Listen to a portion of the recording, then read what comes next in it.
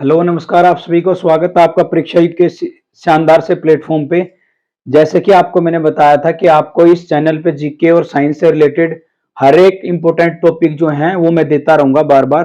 तो उसी की एक पहल करते हुए उसी की एक सीरीज में आज हम शुरुआत करेंगे डाइजेस्टिव सिस्टम की।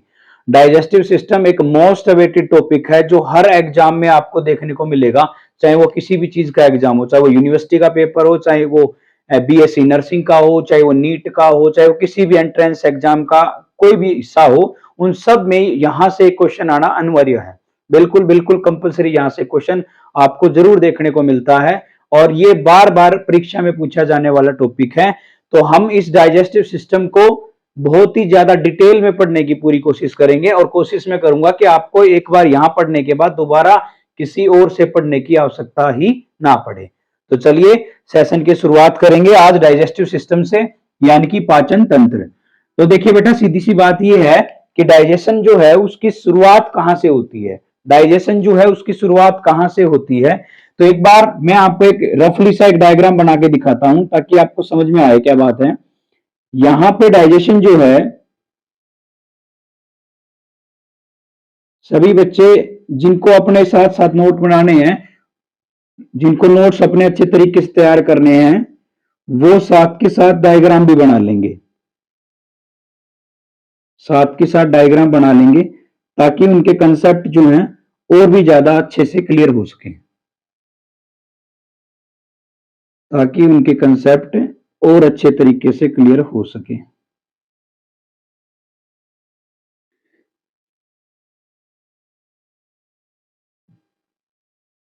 देखिए बेटा, ये आपका माउथ है, माउथ यानी कि मुख।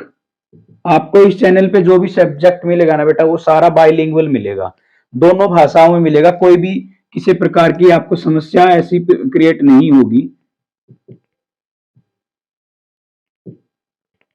इसको कहा जाता है इसोफेगस, या आप कह सकते हो एलिमेंट्री कैनाल, एलिमेंट्री कैनाल, आहार नली, आहार नली। ये है आपका स्टमक यानी कि आमाशय। इसके बाद ये है आपकी स्मॉल इंटेस्टाइन यानी कि छोटी आंत, छोटी आंत। और ये है आपकी लार्ज इंटेस्टाइन यानी कि बड़ी आंत। स्मॉल इंटेस्टाइन यानी कि छोटी आंत बेटा, लार्ज इंटेस्टाइन यानी कि बड़ी आंत। यहां होता है अपेंडिक्स, ये है बेटा अपेंडिक्स। और ये है एनस यानी कि गुदा, एनस यानी कि गुदा। अब बात को समझिए, ये जो आपने डायग्राम रफली सा आपके सामने दिखाई दे रहा है, इस डायग्राम में हम हरेक जो जो मैंने बात बताई है, जो जो मैंने आपको अंग बताए हैं, यानी कि आपके डाइजेशन में किस किस अंग का यूज होगा और कौन से अंग पे कौन सा एंजाइम है, कौन सा हार्मोन है, किसकी वजह से पाचन होता है, ये सारी बातें कंप्लीटली हम पढ़ेंगे आज इस टॉपिक में। तो चलिए देखते हैं। माउथ, सबसे पहले माउथ से स्टार्ट करते हैं। माउथ जो है बेटा, माउथ यानी कि मुख। आपके मुख के अंदर, माउथ के अंदर 3 टाइप की सलेवरी ग्लैंड्स होती हैं। आपके माउथ में 3 टाइप की सलेवरी ग्लैंड होती हैं, सलेवरी ग्लैंड्स होती हैं, यानी कि 3 प्रकार की लार ग्रंथियां होती हैं। आपके मुख के अंदर बेटा 3 टाइप की सलेवरी ग्लैंड है, जिनमें फर्स्ट ऑफ ऑल आती है पैराटिड ग्रंथि, पैराटिड ग्लैंड, जिसमें फर्स्ट ऑफ ऑल सबसे पहले आती है parotid. Second one is sublingual, sublingual. और third is submandibular, submandibular. Hindi English दोनों में इनका नाम ऐसे ही रहेगा, सबलिंगुअल और सबमेडाबुलर। तो यहां बात को समझिए आप, पैराटिड जो ग्रंथि है, पैराटिड लार ग्रंथि वो सबसे बड़ी लार ग्रंथि है। पैराटिड लार ग्रंथि सबसे बड़ी लार ग्रंथि है, सबसे बड़ी। Biggest salivary gland in human body, right answer हो जाएगा बेटा parotid. Second one sublingual, that is the smallest salivary gland, salivary gland सबसे छोटी लार ग्रंथि कौन सी है बेटा? सिलेवरी कौन सी है? सबलिंगुअल। थर्ड है सबमेडाबुलर, 70 to 75% ऑफ सलाइवा, यानी कि लार। यहां मैंने आपको तीन ग्रंथियां बताई हैं। माउथ के अंदर, आपके माउथ के अंदर तीन पेयर होती हैं, तीन pair, 3 pair of salivary glands, 3 pair of salivary gland in human body and in human mouth. मानव शरीर में, मानव के मुख में 3 प्रकार की लार ग्रंथियां होती हैं, जो कि first one is parotid, second is sublingual और थर्ड इज सबमेडाबुलर। जो पैराटिड ग्रंथि है वो सबसे बड़ी होती है, सबलिंगुअल ग्रंथि बेटा सबसे छोटी होती है, और सबमेडाबुलर ग्रंथि जो है उसका काम होता है, उस सबमेडाबुलर ग्लैंड का काम होता है, सबमेडाबुलर सलाइवरी ग्लैंड का काम होता है सबसे ज्यादा सलाइवा बनाना। मतलब 70 to 75% ऑफ सलाइवा किसके द्वारा बनाया जाएगा? सबसे ज्यादा लार ग्रंथियों में लार बनाने वाली ग्रंथि कौन सी हो जाएगी बेटा? सबमेडाबुलर। यहां से मैं हर एक पॉइंट को आपको डिटेल में बताने की पूरी कोशिश कर रहा हूं, तो आई होप आप साथ के साथ इस चीज को नोट डाउन भी करते रहेंगे, ताकि आपको एक बार पढ़ने के बाद दोबारा किसी के जगह से पढ़ने की जरूरत ही ना पड़े, सिर्फ रिवीजन का काम रह जाए। तो यहां इनमें एक बात और समझिए, पैराटिड ग्रंथि होती कहां है? आपके माउथ में पैराटिड ग्रंथि का जो है, जो प्लेस है वो कहां होता है? ये होता है आपके नियर बाई ईयर, यानी कि आपके कान के पास। पैराटिड होती है नियर बाय ईयर, यानी कि आपके कान के पास। कान के पास कौन सी ग्रंथि बेटा? कान के पास कौन सी ग्रंथि है? पैराटिड। सेकंड है सबलिंगुअल, ये होती है टंग, ये आपकी जीभ के पास, जीभ के नीचे के हिस्से में, जीभ के निचले हिस्से में। और सबमेडाबुलर जो होती है वो बेटा, वो होती है लोअर जा, लोअर जा यानी कि निचले जबड़े में, निचले जबड़े में, निचले जबड़े में। लोअर जा यानी कि निचले जबड़े में।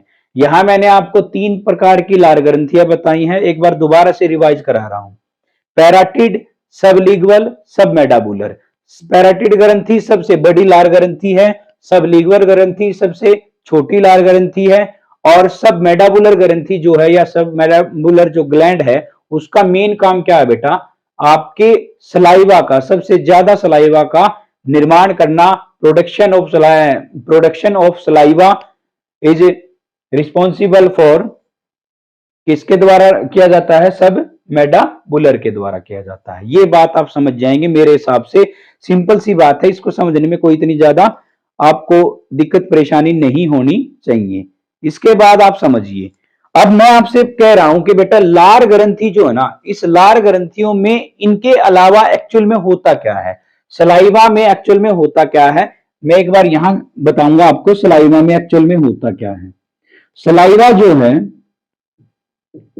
यानी कि लार जो होती है, उसके अंदर बेटा 90 to 95% ऑफ द वाटर होता है।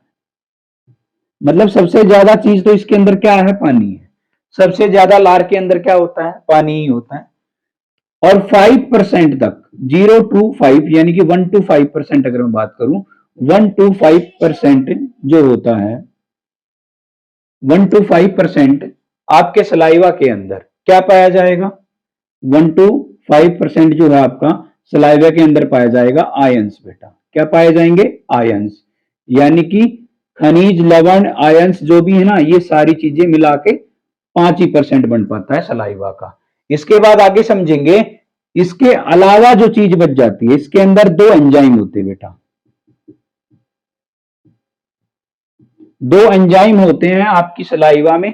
आपकी लार के अंदर 2 प्रकार के एंजाइम पाए जाते हैं, एक का नाम होता है लाइसोजोमिक।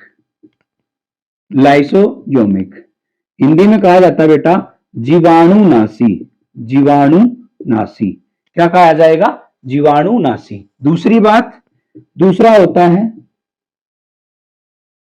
Mileage ptyalin enzyme. Mileage ptyalin enzyme, दो एंजाइम पाए जाते हैं लार के अंदर।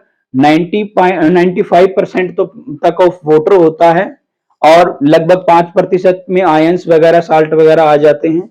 2% दो जो एंजाइम बचते हैं, एक का नाम क्या है लाइसोजोमिक, दूसरे का नाम क्या है माइलेज टाइलिन एंजाइम। तो इन दोनों का काम भी समझिए बेटा। लाइसोजोमिक जीवाणुनाशी जो है इसका काम होता है जर्म्स और बैक्टीरिया को किल करना। जर्म और बैक्टीरिया को, जीवाणुओं को खत्म करने का काम होता है लाइसोजोमिक का। जीवाणुओं को खत्म कर देता है लाइसोजोमिक। दूसरी बात, दूसरा एंजाइम बच्चा बेटा amylase ptyalin. Mileage ptyalin enzyme जो है इसका काम होता है, अमाइलेज टाइलिन एंजाइम जो है ना इसका मेन काम होता है स्टार्च को या कार्बोहाइड्रेट को, स्टार्च को या कार्बोहाइड्रेट को ब्रेक डाउन करना। किसके रूप में? माल्टोज के रूप में। किसके रूप में बेटा? माल्टोज के रूप में। मैं आपको बताऊंगा स्टार्च कार्बोहाइड्रेट को किस में तोड़ देता है, ब्रेक डाउन कर देता है? माल्टोज में। कौन ब्रेक डाउन करता है? माइलेज टाइलिन एंजाइम, जो आपकी लार के अंदर पाया जाता है। इतनी बात आई होप आपको समझ में आई होगी। अब आगे समझिए कि डाइजेशन के लिए हम किस किस चीज का डाइजेशन करते हैं। सबसे मेन बात तो ये है बेटा कि डाइजेशन जो है एक फिजियोकेमिकल प्रोसेस होता है, भौतिक रासायनिक प्रक्रिया है। इसके अंदर हम सिर्फ 3 ही चीजों का डाइजेशन करते हैं। ओनली 3 जो थिंग्स होती हैं, यानी कि सबसे पहले मैं यहां एक बार इसको आप एक बार स्क्रीनशॉट ले लेंगे सभी बच्चे इसका, ताकि जो जो बच्चे साथ के साथ नोट नहीं बना रहे हैं वो साथ में स्क्रीनशॉट लेने के बाद में भी अपना नोट डाउन कर सकते हैं। तो स्क्रीनशॉट ले लेंगे। इसके बाद आपको मैं समझाता हूं आगे का मैटर क्या है। देखो, जो डाइजेशन के लिए यूज किया जाता है, डाइजेशन जो टर्म यूज की जा रही है, पाचन, जिसका पाचन एक फिजियोकेमिकल प्रोसेस होता है। इसमें बड़े बड़े जो भोजन के पार्ट्स होते हैं उनको छोटे छोटे रूप में करके फिर उसका पाचन किया जाता है, उसका डाइजेशन होता है। अब मैं आपको ये बता रहा था कि माइलेज टाइलिन एंजाइम स्टार्च को, कार्बोहाइड्रेट को माल्टोज में कन्वर्ट कर देता है। तो मैं आपको सबसे पहले यही बात बता देता हूं कि एक तो फैट होता है बेटा, फैट या लिपिड्स, हिंदी में कहा जाता है वसा। दूसरी बात कार्बोहाइड्रेट, कार्बोहाइड्रेट्स या बेटा स्टार्च, शर्करा। तीसरा जो पॉइंट है वो बचता है बेटा आपका प्रोटीन। तीसरा पॉइंट बचता है बेटा आपका protein.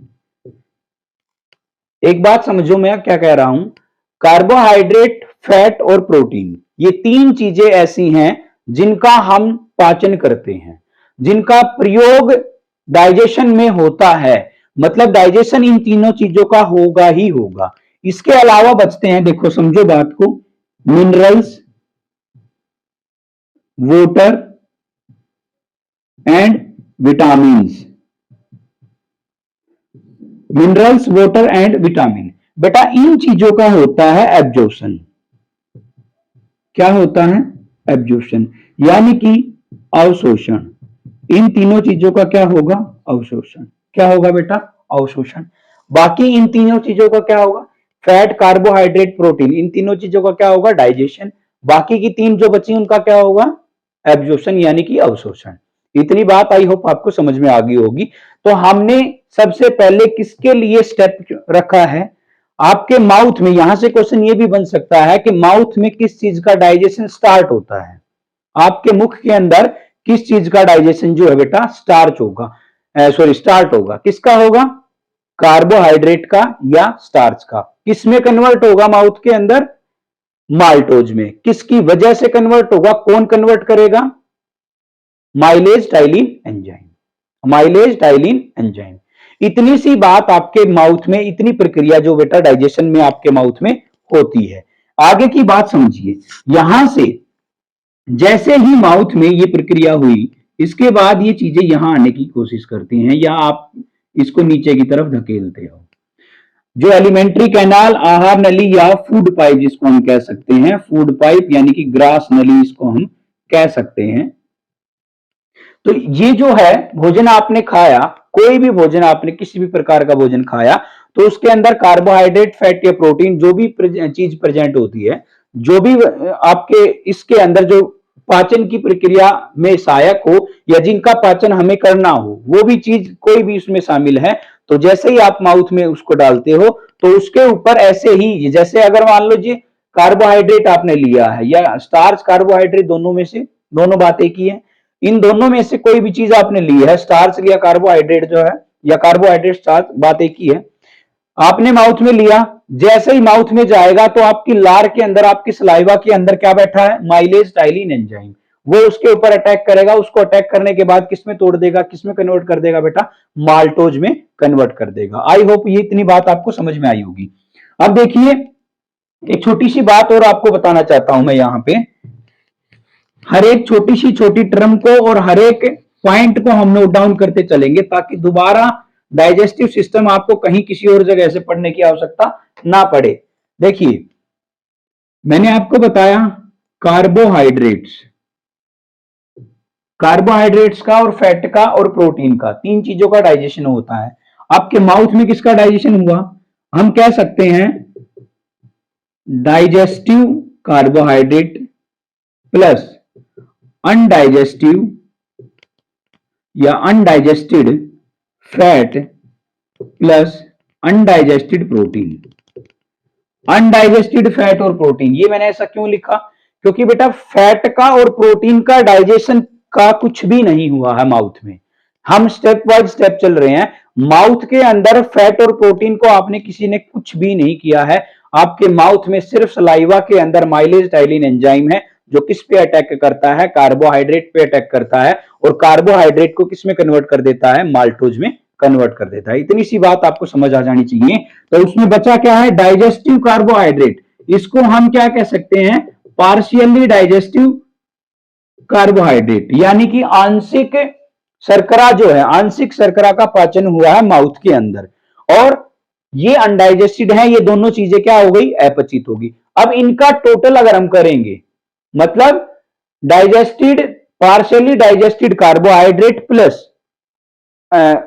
Undigested fat and protein, अगर इसको मैं जोड़ूंगा तो इसका एक टर्म यूज होगी, उसको हम कहेंगे बेटा बोलस। क्या कहेंगे, बोलस। जैसे ही आपने भोजन खाया, भोजन खाने के बाद उसको चिपचिपा किया और आपने चबाने के बाद, स्विंग करने के बाद, वो जब जैसे ही आप अंदर की तरफ नीचे लेके जाते हो तो उसका जो नाम है, जो आपने खाना खाया उस खाने का नाम जो है वो क्या बन जाता है बेटा, बोलस। क्या नाम बन जाता है, बोलस। और आपका बोलस, माउथ से बोलस कहां पहुंचेगा, इसोफेगस, एलिमेंट्री कैनाल या फूड पाइप के अंदर पहुंचेगा। और जैसे ही ये पहुंचेगा इसके अंदर, तो इसके अंदर बेटा एक प्रोसेस होती है, ध्यान से सुनेंगे हर एक बात को बिल्कुल गहराई से। इसके अंदर फूड पाइप के अंदर एक प्रोसेस होती है जिसको कहा जाता है पेरिस्टालसिस प्रोसेस, हिंदी में कहा जाता है बेटा कर्मा कुचन प्रक्रिया। कर्मा कुचन प्रक्रिया, बात समझिए मैं क्या कह रहा हूं। आपने खाना खाया, खाना खाने के बाद जैसे ही आपके फूड पाइप में जो खाना पहुंचता है, तो इस फूड पाइप के अंदर एक प्रकार से ऐसे ऐसे सेल बंधी हुई है, और इसके अंदर जब भी खाना जाएगा, तो ये खाना जाएगा तो ऊपर वाली सेल जो है ना वो खुल जाएंगी, मसल्स की ये होते हैं, ऊपर वाली मसल्स खुल जाएंगी, नीचे जाएगा भोजन, जैसे नीचे पहुंचेगा तो नीचे वाली खुल जाएंगी, ऊपर वाली ऑटोमेटिक बंद होती चली जाएंगी। तो ये भोजन जो है इस प्रक्रिया से, पेरिस्टालसिस की प्रक्रिया से कहां जाता है, आपके स्टमक तक पहुंचता है।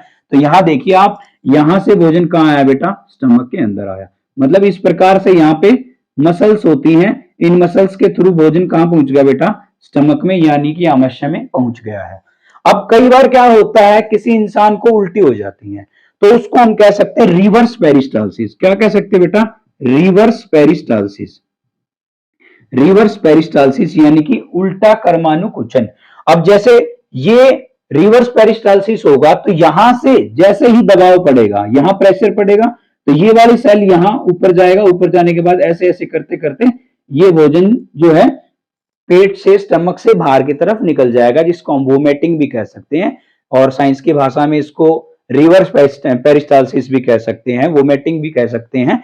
तो ये जो बात है ये आपको समझ आ जानी चाहिए कि इसके अंदर जब भोजन जाता है, फूड पाइप के अंदर भोजन, फूड पाइप के थ्रू भोजन स्टमक तक जब पहुंचता है तो वो किसके थ्रू पहुंचता है? तो बेटा किसके थ्रू पहुंचेगा? कौन सी प्रक्रिया के थ्रू? पेरिस्टालसिस प्रक्रिया के थ्रू पहुंचेगा। आई होप आपको समझ आ रही होंगी ये बातें कि पेरिस्टालसिस के थ्रू नीचे की तरफ जाएगा और रिवर्स पेरिस्टालसिस के थ्रू बाहर की तरफ भोजन निकल जाएगा। आई होप क्लियर है। आगे चलिए, जब भी क्लियर है या नहीं है तो आप कमेंट करके साथ साथ बताते रहिए। अब यहां स्टमक में जैसे आप पहुंचते हो तो स्टमक के बेटा होते हैं 3 पार्ट। आपका भोजन किसके रूप में आया है? बोलस के रूप में। बोलस के रूप में भोजन माउथ से कहां चल के आया है? स्टमक तक आया है।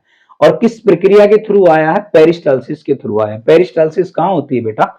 आपकी फूड पाइप में, आपके विंड पाइप में या एलिमेंट्री कैनाल में या ग्रास नली में, जो भी आप नाम लेना चाहो, यहां इसके अंदर होती है। अब स्टमक में पहुंच गया खाना। अब यहां ये बात आपको क्लियर होगी। अब भोजन किसके रूप में आया? यहां क्या है? बोलस। क्या बेटा? बोलस। बोलस में क्या क्या होगा?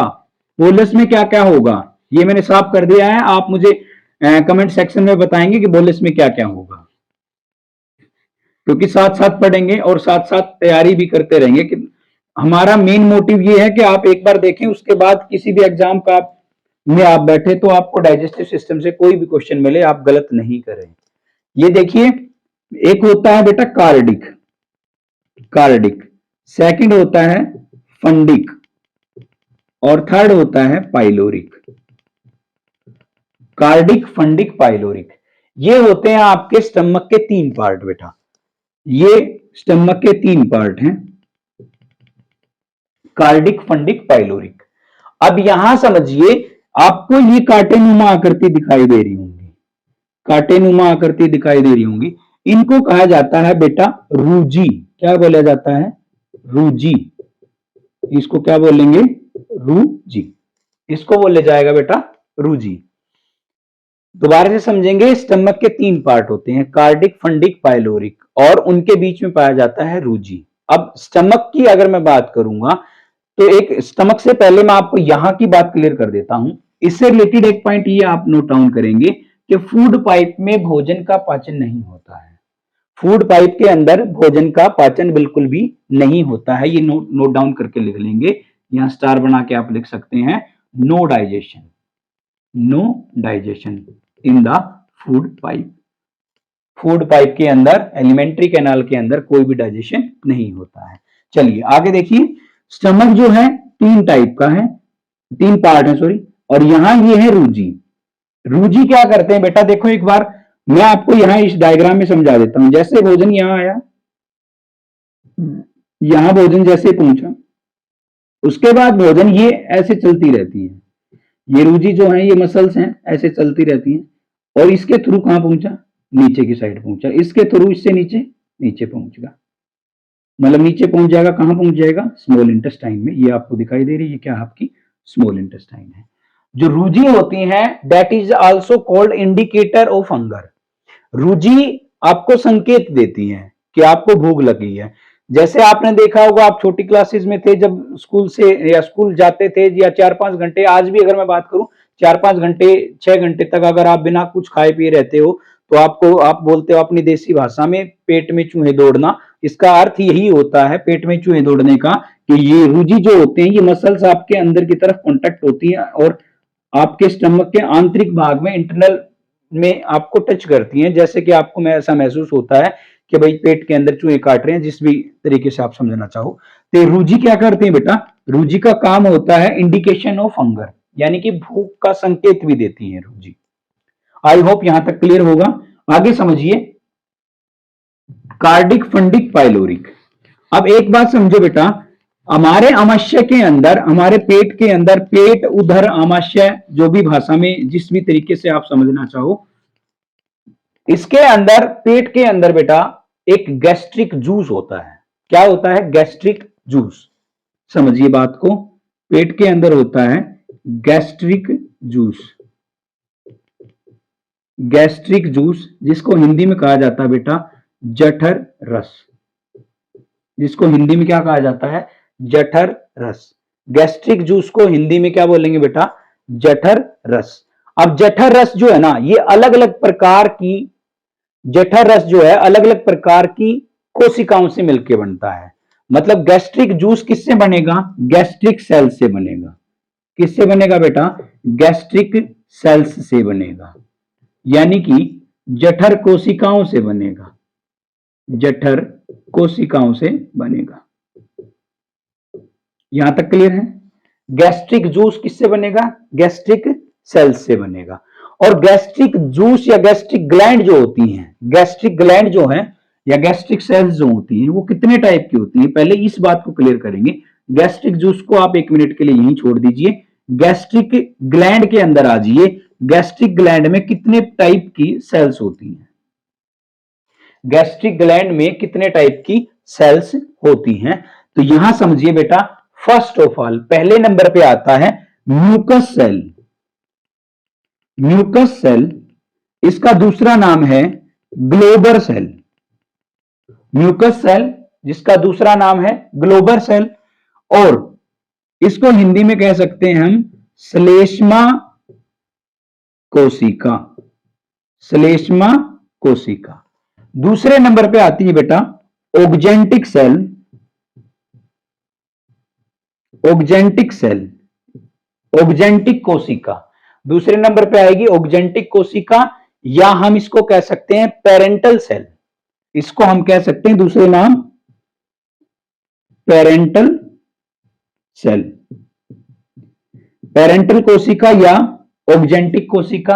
और थर्ड जो बचता है इसको हम कह सकते हैं बेटा पेप्टिक सेल या पेप्टाइड सेल, या एक और नाम यूज करें चीफ सेल, मुख्य कोशिका। अब इन तीनों कोशिकाओं के नाम तो मैंने आपको बता दिए हैं, एक एक इनका निकनेम भी बता दिया है।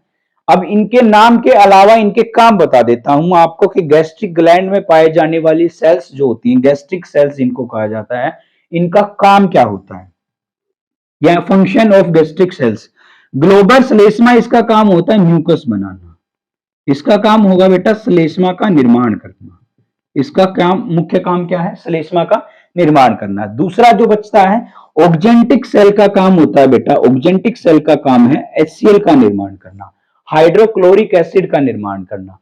ऑक्जेंटिक या पेरेंटल सेल का काम होता है HCl का निर्माण करना। इसके बाद बचता है बेटा पेप्टाइड या पेप्टिक या चीप सेल, इसका काम होता है रेनिन और पेप्सिन एंजाइम का निर्माण करना। रेनिन और पेप्सिन, रेनिन और पेप्सिन।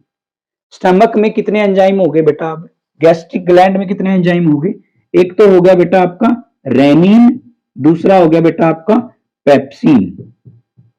रेनिन और पेप्सिन, रेनिन और पेप्सिन। रेनिन और पेप्सिन किसके द्वारा बनाई जाती हैं, चीफ सेल के द्वारा या पेप्टिक सेल के द्वारा निर्माण किया जाता है रेनिन और पेप्सिन का। आगे देखिए बेटा, अब आप बात को समझिए। म्यूकस का निर्माण हो गया, HCl का निर्माण हो गया, रेनिन पेप्सिन का निर्माण हो गया। अब सबसे मेन इंपॉर्टेंट बात यह आती है बेटा कि HCl की जरूरत क्यों पड़ती है, HCl का निर्माण हमारे स्टमक में क्यों किया जाता है। अब HCl का पीएच होता है जनरली 2, है ना, 2 होता है HCl का पोटेंशियल ऑफ हाइड्रोजन या पीएच। अगर मैं बात करूं तो HCl का पीएच जो है ना बेटा वो 2 होता है। जिसने स्क्रीनशॉट लेना है जल्दी से स्क्रीनशॉट ले लेंगे, उसके बाद आगे की तरफ चलते हैं। जिन बच्चों को स्क्रीनशॉट लेना है स्क्रीनशॉट ले सकते हैं, या जो साथ साथ नोट डाउन कर रहे हैं वो तो बहुत अच्छी बात है, और जो नोट डाउन नहीं कर रहे हैं वो स्क्रीनशॉट ले लेंगे एक बार जल्दी से, फिर आगे की तरफ चलते हैं क्लास को। चलिए,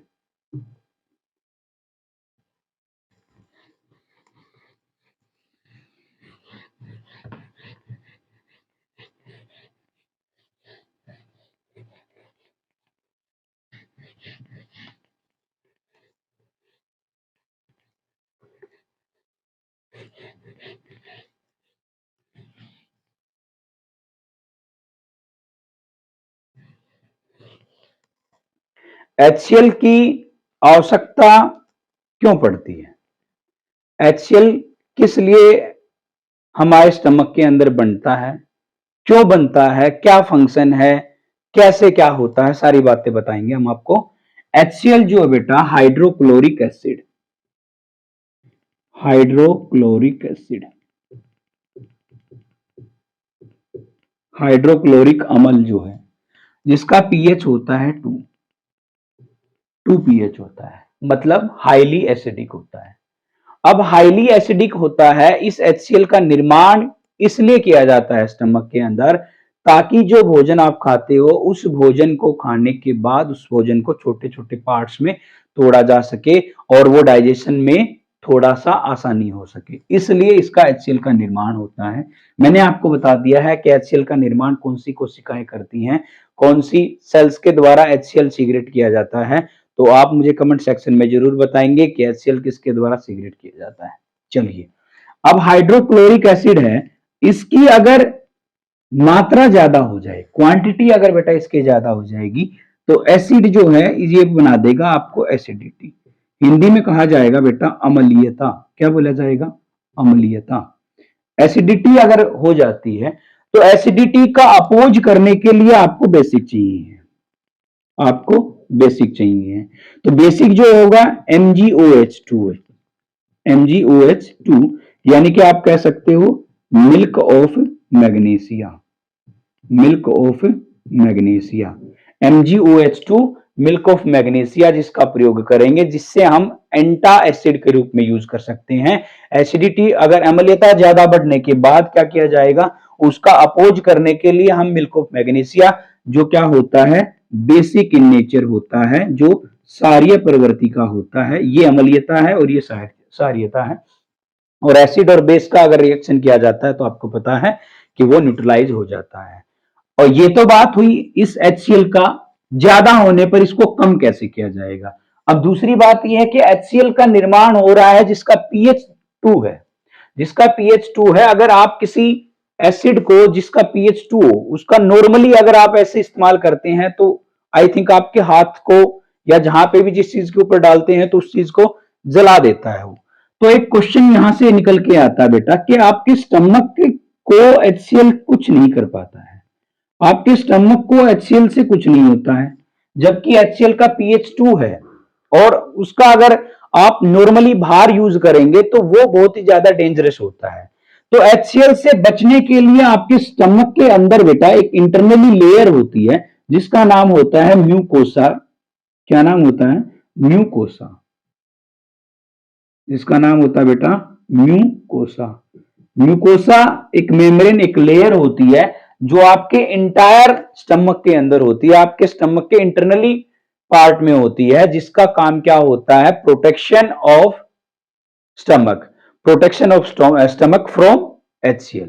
HCl से स्टमक को प्रोटेक्ट करती है म्यूकोसा, इसलिए क्योंकि म्यूकोसा क्या है बेटा? ये है बेसिक इन नेचर, ये क्या है? सारीय है। क्या है ये? सारीय है। तो ये अपोज कर देती है HCl का निर्माण जैसे ही होता है तो पेट के चारों तरफ, आपके अंदर की तरफ चारों तरफ म्यूकोसा की लेयर है जिससे प्रोटेक्ट हो जाता है आपका स्टमक। किससे प्रोटेक्ट हो जाता है? एसिडिटी से, या सॉरी एसिड से। अब एसिड ज्यादा बढ़ने से आपको मैंने बता दिया क्या करेंगे, मिल्क ऑफ मैग्नीशिया MgOH2 का प्रयोग करेंगे। इसमें हम डाइजीन का भी प्रयोग कर सकते हैं, डाइजीन की टैबलेट आती है, डाइजीन का प्रयोग कर सकते हो आप। इसके अंदर इनो का भी प्रयोग कर सकते हो, इनो का भी प्रयोग हम कर सकते हैं इसके अंदर। आई थिंक आपको ये बातें मेरे हिसाब से समझ में आ रही होंगी, अगर नहीं फिर भी समझ में आ रही हैं तो एक बार दोबारा से रिकैप करके देख सकते हैं। और मेरे हिसाब से तो मैंने ऐसा कुछ आपको कसर छोड़ी नहीं है समझाने में, बहुत ही ज्यादा डिटेल में हर चीज को मैं आपको समझा रहा हूं, बिल्कुल बारीकी से समझना है। ये मेरा टारगेट है कि आपको एक बार यहां क्लास डाइजेस्टिव सिस्टम की कंप्लीट देखने के बाद कहीं देखने की जरूरत नहीं है। इस चीज का बिल्कुल पूरा दावा है कि डाइजेस्टिव सिस्टम से रिलेटेड क्लास आप यहां देखोगे और एक बार अच्छे तरीके से समझ लोगे तो आपको कहीं दोबारा देखने की कोई आवश्यकता नहीं पड़ेगी। चलिए एक बात और समझो, यहां ये बात आपको समझ में आ गई, हाइड्रोक्लोरिक एसिड है, HCl है, HCl का निर्माण कौन करता है, HCl से क्या होता है। इसका एक और बेनिफिट आपको मैं बताता हूं कि HCl क्यों जरूरी है। Why HCl is essential. HCl की आवश्यकता क्यों पड़ती है या HCl क्यों जरूरी है? तो बेटा एक बात समझो, यहां पे एक होता है प्रोरेनिन। प्रोरेनिन जब भी आपके स्टमक के अंदर जो एंजाइम रिलीज होते हैं उनका शुरुआत में नाम होता है प्रोरेनिन, यानी कि ये जो है एक स्टेप पहले होते हैं। मतलब ये पूर्ण रूप से रेनिन और पेप्सिन जो होते हैं ना वो डाइजेशन में यूज होते हैं, ना कि प्रोरेनिन और प्रोपेप्सिन। प्रोरेनिन और प्रोपेप्सिन के अंदर जैसे ही HCl मिलेगा, जैसे ही इसके अंदर HCl मिलेगा तो ही बेटा ये बनते हैं रेनिन। और दोनों ही रेनिन लिख दिया, सॉरी, ये पेप्सिन कर लीजिए आप, पेप्सिन। तो इसके अंदर HCl जैसे ही मिलेगा तो क्या बन जाएगा ये पेप्सिन। मींस मैं क्या कहना चाह रहा हूं, प्रोपेप्सिन के अंदर क्या मिलाया मैंने, HCl, क्या बन गया, पेप्सिन। प्रोरेनिन के अंदर क्या क्या मिलाना है यहां पे, HCl, क्या बन जाएगा, रेनिन। मतलब मेन चीज क्या है, HCl is also activator of enzyme. HCl is also activator of enzyme that is useful for digestion in stomach। यानी कि स्टमक के अंदर पाचन की प्रक्रिया में सहायक होने वाला HCl जो एंजाइम है उनको भी तैयार करता है, एक्टिवेट कर देता है। जैसे ही HCl इसके अंदर मिलेगा तो ये रेनिन और पेप्सिन अपने पूर्ण रूप में आ जाएंगे। अब एक बात समझो, रेनिन और पेप्सिन जो होते हैं ना, इनके द्वारा किसका डाइजेशन होगा, इनके द्वारा डाइजेशन होगा बेटा किसका, प्रोटीन का। किसका, प्रोटीन का। और ये प्रोटीन को किसमें तोड़ देंगे, ये प्रोटीन को पेप्टोन में कन्वर्ट कर देंगे। ये प्रोटीन को बेटा किसमें कन्वर्ट कर देंगे, पेप्टोन के अंदर कन्वर्ट कर देंगे। ये प्रोटीन को पेप्टोन के अंदर कन्वर्ट कर देंगे या पेप्टाइड के अंदर कन्वर्ट कर देंगे। पेप्टोन या पेप्टाइड जो है इसके अंदर कन्वर्ट कर देते हैं। तो यहां मैं कह सकता हूं कि प्रोटीन का डाइजेशन कहां होता है, स्टमक में। यहां देखो बेटा, मैंने यहां फैट की कोई बात नहीं करी है, यहां मैंने कार्बोहाइड्रेट का कोई जिक्र नहीं किया है। कार्बोहाइड्रेट का जिक्र कहां किया मैंने, माउथ में। अब फैट सॉरी प्रोटीन का जिक्र कहां कर रहा हूं, स्टमक में। तो ये बात आपने नोट डाउन करनी है कि स्टमक में किस चीज का पाचन शुरू होता है, या प्रोटीन का पाचन कहां शुरू होता है, या प्रोटीन का पाचन स्टार्टेड होने की जगह कौन सी है, स्टमक है। स्टमक के अंदर प्रोटीन का डाइजेशन शुरू होता है। अगर मैं बात करूं आपसे कार्बोहाइड्रेट या स्टार्च का डाइजेशन कहां स्टार्ट होता है, तो आप उसका आंसर करेंगे बेटा माउथ से स्टार्ट होता है ना। तो यहां तक की बात आई होप आपको समझ में आई होंगी। जो छोटे बच्चे होते हैं, देखा होगा आपने, छोटे बच्चे होते हैं 2-2.5 साल तक के बच्चे जो होते हैं, 2-2.5 साल से तो नीचे अगर मैं बात करूं, इन्फेंट बेबी हैं, इन्फेंट बेबी हो या न्यूबॉर्न बेबी जो होते हैं, न्यूबॉर्न बेबी जो होते हैं, वो छोटे बच्चे जो होते हैं ना, आपने देखा होगा दूध पीते हैं और कुछ सर्टेन टाइम के बाद ही उस दूध को क्या बना देते हैं, दही बना देते हैं। वो कैसे बन जाता है, वो रेनिन के कारण होता है। रेनिन का काम किसके लिए होता है, रेनिन किसमें यूज किया जाता है सबसे ज्यादा, दूध का पाचन जो है, दूध का पाचन किसके द्वारा होगा, रेनिन के द्वारा होता है। दूध का पाचन छोटे बच्चों में दूध का पाचन किसके द्वारा होगा, चाइल्ड के अंदर किसके अंदर होगा, किसके द्वारा होगा बेटा, रेनिन के द्वारा होगा। आई थिंक आपको यहां तक की बातें समझ में आ गई होंगी। तो हमने आज की क्लास में डिस्कशन किया है माउथ, इसोफेगस यानी कि फूड पाइप एंड स्टमक, इन सारी चीजों का डिस्कशन किया है। तो नेक्स्ट जो क्लास होगी, जो इसका पार्ट 2 आएगा, उसके अंदर हम स्टार्ट करेंगे स्मॉल इंटेस्टाइन को, स्मॉल इंटेस्टाइन को। तो मैं आपको एक बात और बता देता हूं, यहां जैसे मैंने आपको बताया था माउथ के अंदर digestive system, sorry digested, mouth के अंदर क्या था, डाइजेस्टेड कार्बोहाइड्रेट, माउथ के अंदर डाइजेस्टेड कार्बोहाइड्रेट था। अब इसके अंदर डाइजेस्टेड प्रोटीन भी आ जाएगा, प्रोटीन प्लस में कार्बोहाइड्रेट, ठीक है। और अनडाइजेस्टेड क्या बच गया बेटा, अनडाइजेस्टेड बच गया बेटा, अनडाइजेस्टेड फैट। इसका अगर आप योग करेंगे, एक बार ध्यान से सुनो मैं क्या कह रहा हूं, माउथ में डाइजेस्टेड, माउथ के अंदर डाइजेस्टेड क्या था, कार्बोहाइड्रेट, और दोनों चीजें अनडाइजेस्टेड थी। यहां पे क्या है कि पार्शियली डाइजेशन हो चुका है कार्बोहाइड्रेट का और प्रोटीन का, दोनों का पार्शियली डाइजेशन हो चुका है एज कंपेयर टू फैट। अब फैट का, लिपिड्स का कोई डाइजेशन नहीं हुआ है, तो अनडाइजेस्टेड फैट कर देंगे और डाइजेस्टेड पार्शियली डाइजेस्टेड क्या कर देंगे, पार्शियली यानी कि आंशिक रूप से किसका डाइजेशन हो गया है, प्रोटीन का और कार्बोहाइड्रेट का, इन दोनों का डाइजेशन हो गया है। और अनडाइजेस्टेड क्या है, फैट, इसको हम कह देंगे काइम। क्या कह देंगे बेटा, काइम। क्या बोला जाएगा, काइम। इसको हम बोलते हैं बेटा काइम। तो यहां जो भोजन आएगा, स्टमक से भोजन जो आएगा स्मॉल इंटेस्टाइन, वो किसके रूप में आएगा बेटा, काइम के रूप में आएगा। अब हम काइम से काइल कैसे बनता है ये पढ़ेंगे। और स्मॉल इंटेस्टाइन में क्या क्या काम होगा, आपने सुना भी होगा, पूर्ण पाचन। आपके लिए क्वेश्चन ये है, कल की क्लास के लिए आपका क्वेश्चन ये रहेगा कि स्मॉल इंटेस्टाइन में सबसे ज्यादा पाचन किस चीज का होता है, ये आपके लिए क्वेश्चन है। तो आई होप आपको आज का सेशन बहुत ज्यादा पसंद आया होगा। और जैसे इस सेशन को देखेंगे और सभी अपने दोस्त के पास भेज देंगे, जो भी किसी भी एग्जाम की तैयारी कर रहे हैं सबके पास शेयर करेंगे। सेशन अगर पसंद आया है तो लाइक करेंगे और चैनल को सब्सक्राइब कर लेंगे। अगर आपने अब तक सब्सक्राइब नहीं किया है तो सब्सक्राइब कर लेंगे जरूर से भी जरूर, ताकि हमें जितने भी वीडियो या कोई भी नोटिफिकेशन हमारी तरफ से जारी किया जाएगा तो वो आपको सबसे पहले मिल जाए। तो आप अगली वीडियो का इंतजार भी करेंगे और अगली वीडियो आई थिंक जल्दी से जल्दी ही डालने की कोशिश करूंगा।